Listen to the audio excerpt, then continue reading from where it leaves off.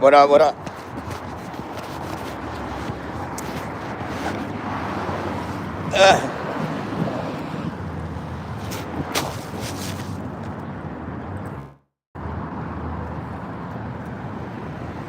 Yes, sir.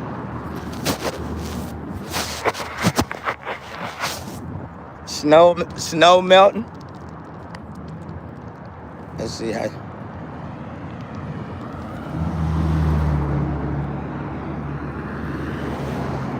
how far I go, Nelson? All the way around? I'm a Hey, but this place is wrong. wrong. Yes. Why? Okay.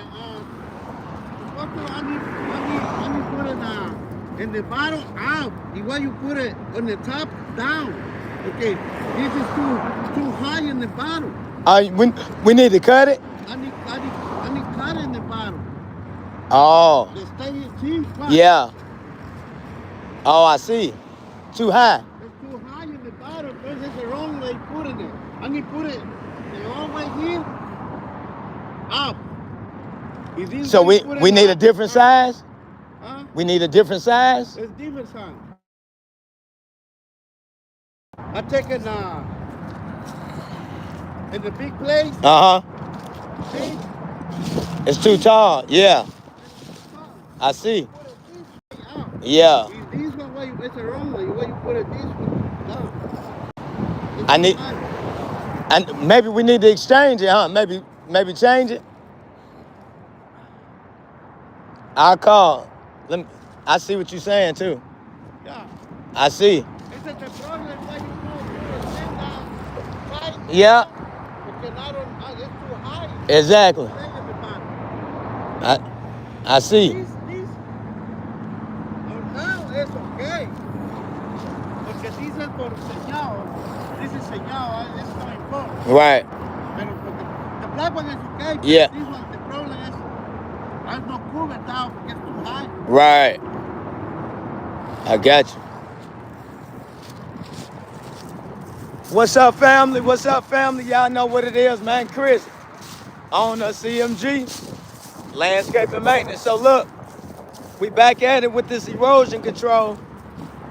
I can't reiterate it enough, man. If you somebody that want to start, grow, and scale your own landscape company, whether you got experience or not, even if you have never done landscaping, for instance, like this right here, look, y'all, this called, y'all see this?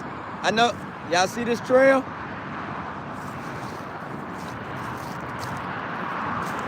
So I'm gonna explain to y'all what gotta happen. Hey, so y'all see this slope right here? You see this hill? So when it rains, naturally, you can't defy gravity, right? Right? So all the water comes down this hill. Now it's finna be, what's going on, fella?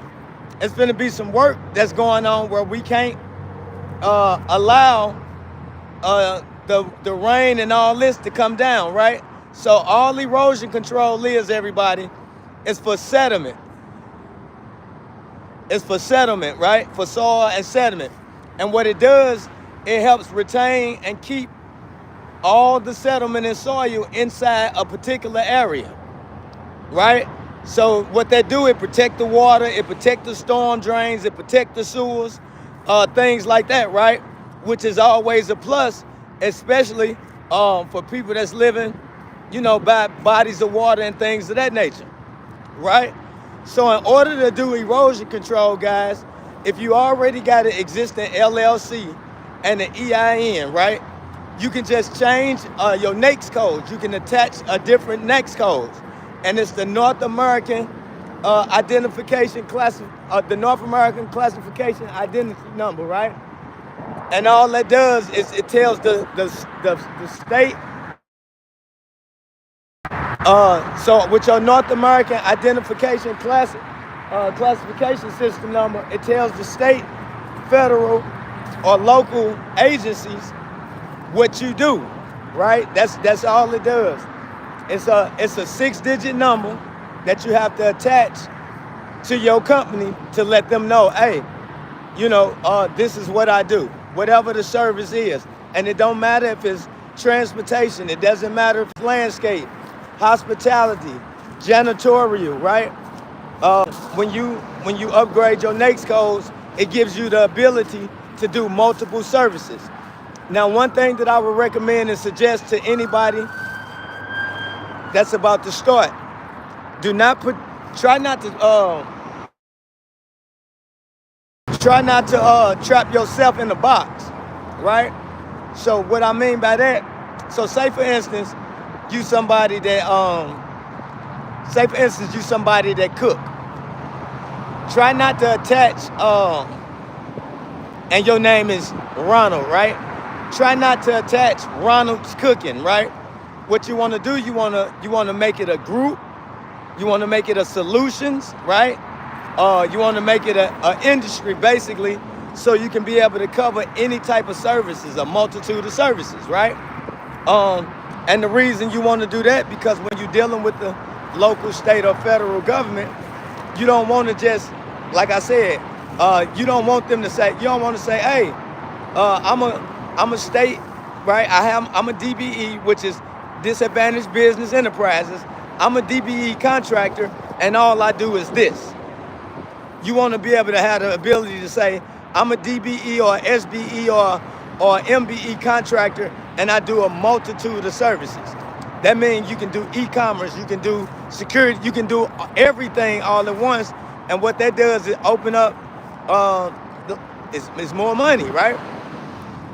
When you're working with the government, you don't want to just trap yourself in the box, right? We understand that. Also, so I was teaching, teaching the class, right? I was teaching the class, and somebody said, man, you don't look like a government contractor. I don't know what a government contractor looked like, right? I didn't know government contractor had a look, right? So this one thing I want y'all to understand, that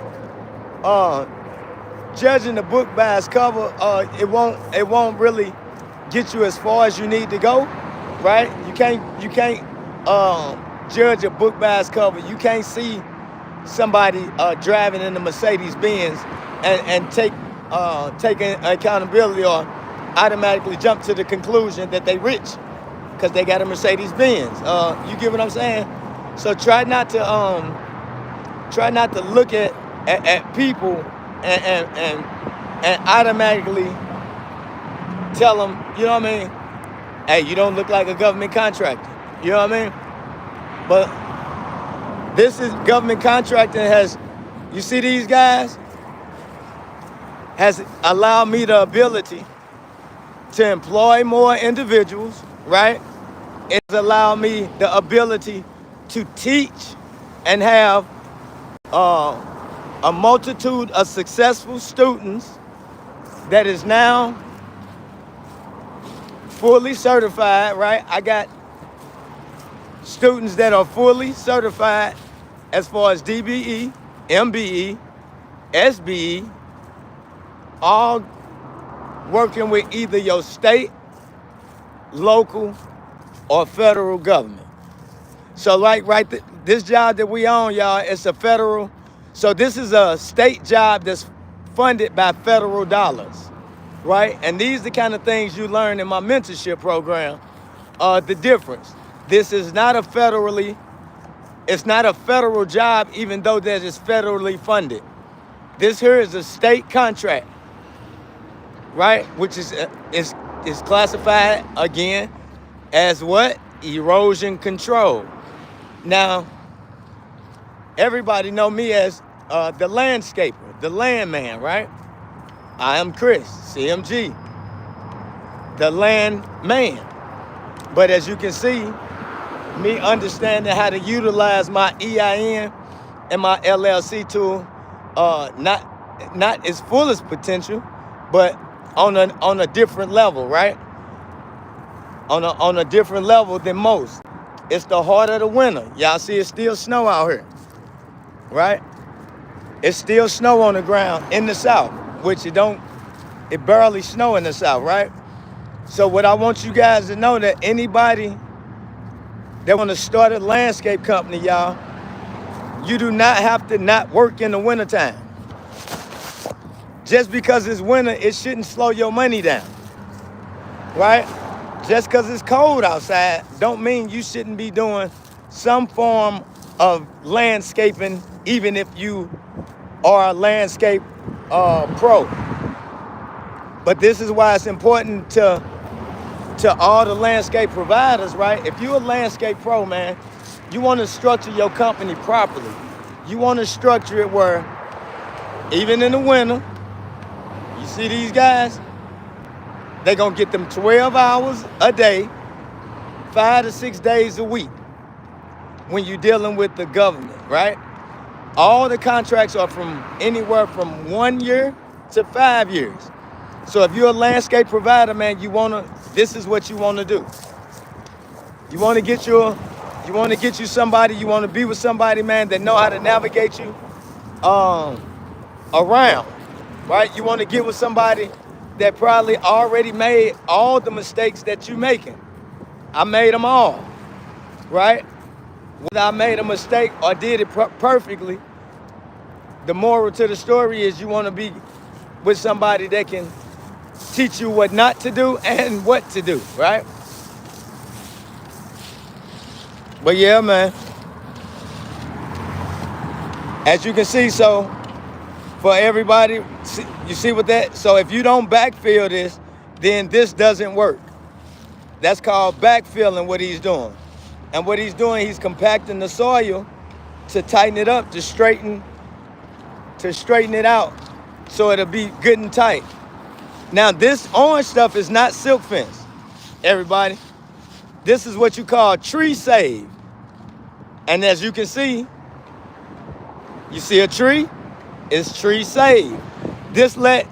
So when they start digging, which on this side of the street is gonna be machines and things that start digging on this side.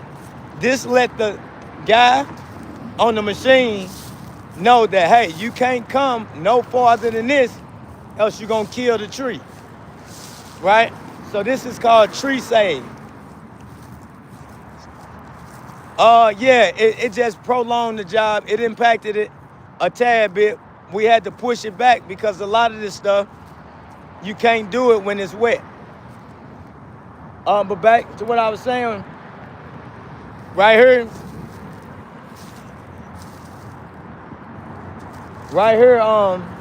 this is called tree save.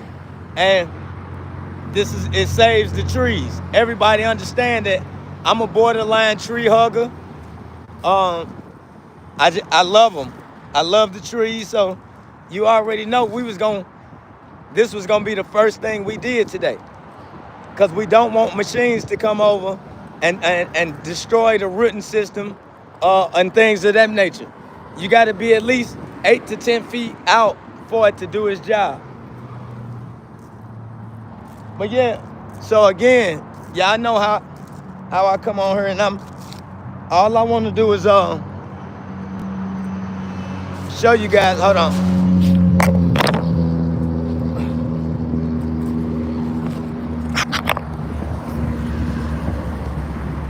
Got me jumping walls on the highway.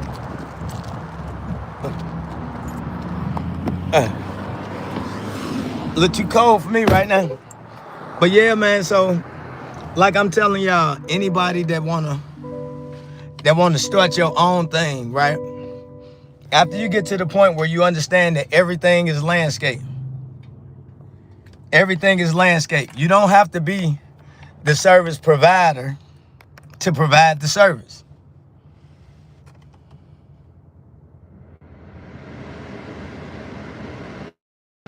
A lot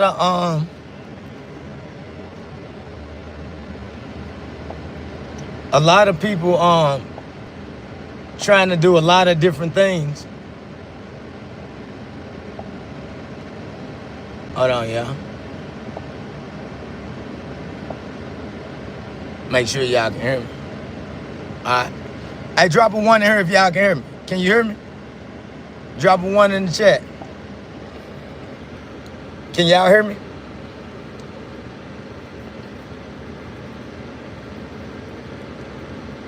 Right on, William. What's going on, Will? Yeah, so y'all.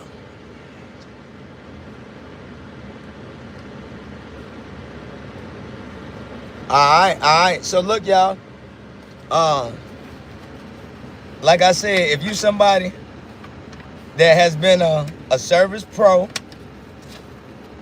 a service provider, whether it be landscape or a different kind of service, there is a way that you can maximize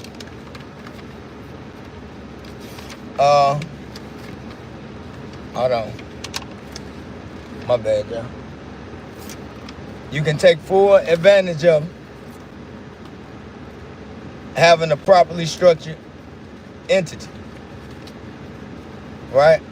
It opened up so many doors for a small business. And remember, y'all, a lot of this, what I say, it don't matter if you're in Texas, Memphis, New York, Chicago. There are ways where you can secure contracts and have job security all year, every year, all year round, every year. As long as you are utilizing your LLC property, right? So I also had a couple.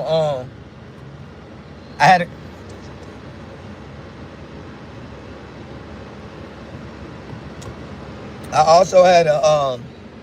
I went away. I went away. But yeah, so I also had a couple people earlier. This was on another platform. They was asking me, how do they capitalize and get their business profile, their business portfolio up to par. So first of all, guys, you're gonna want to know about your personal credit first, right? Now, I don't know who I'm speaking with, so I'm gonna just give you the simple of the simple, right? You have 3 bureaus: TransUnion, Equifax, and Experian. Those the 3. Now your credit, your personal score go anywhere from 300 to 850. We all know that. Drop a 1 in the chat if you knew that.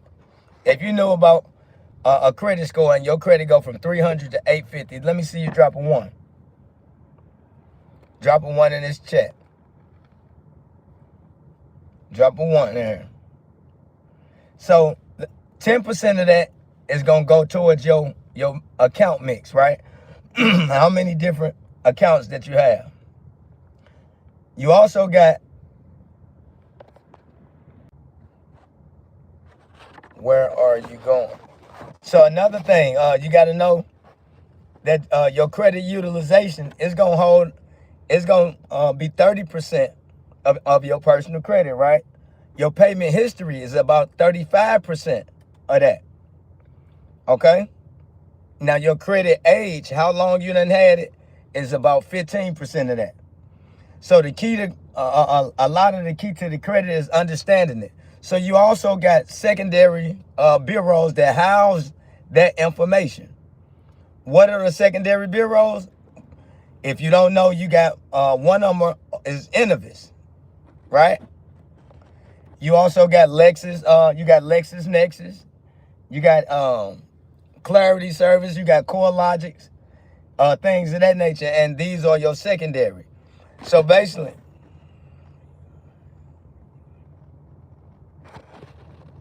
why my phone messing up? But yeah, so if you're a small business owner, man, these is gonna be some of the things you want to make sure you understand. Now, after you understand your personal, what you have to do, you have to build your business profile, and you got what you call the paydex score, right? And your paydex score have to be, oh man, I'm going the wrong way. I'm on here running my mouth.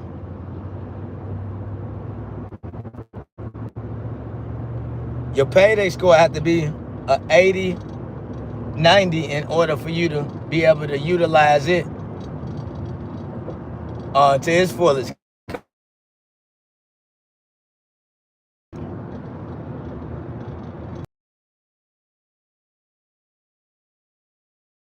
Now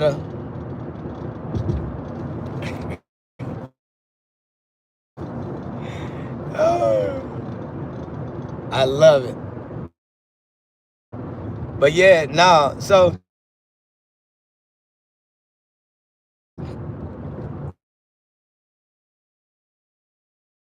all of you to do your it's really a waste of time to sit around when, especially with people that give you information.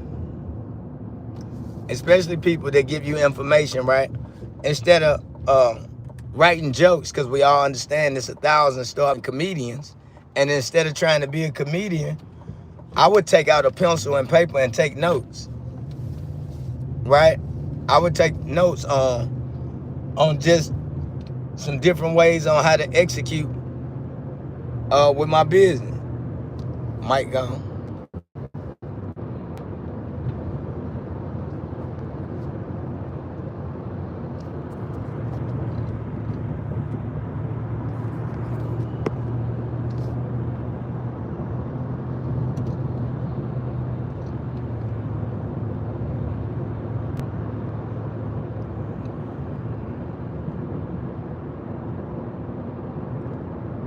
Can y'all hear me now? Drop a 1 off in this thing if you can hear me.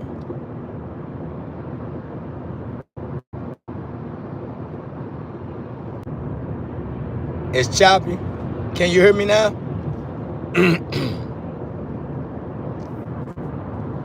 Drop a 1 in here if y'all can hear me. Alright. Yeah, see, that's the whole thing.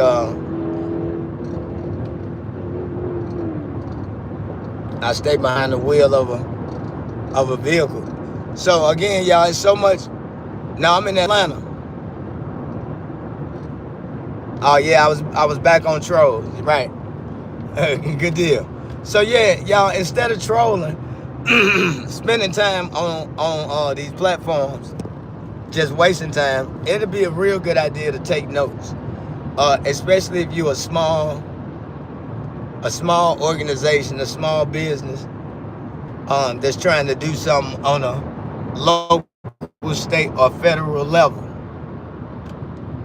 right? So since 2017, this kind of Chris, go daddy, this kind of what I've been doing. So I'm only gonna be doing it probably this year, because actually it's been so many people trying to learn all at once, and until a lot of you guys start actually doing it, then it's actually a troll, bro.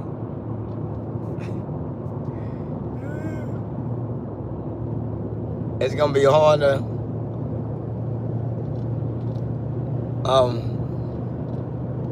come on, man, get over.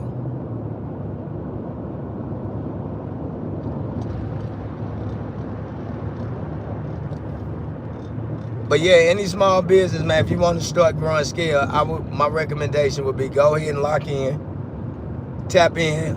I got plenty information in these links in my bio. If you're somebody that want to work with your local, state, or federal government, then I would do that. But as a matter of fact, right now, I can't hardly even pay attention enough to talk to y'all. So when I get stationary to another property, I'm going to go check on another crew real quick. They actually doing landscaping, not erosion control. I'll tap in with y'all then, so y'all can see the progress on team 2.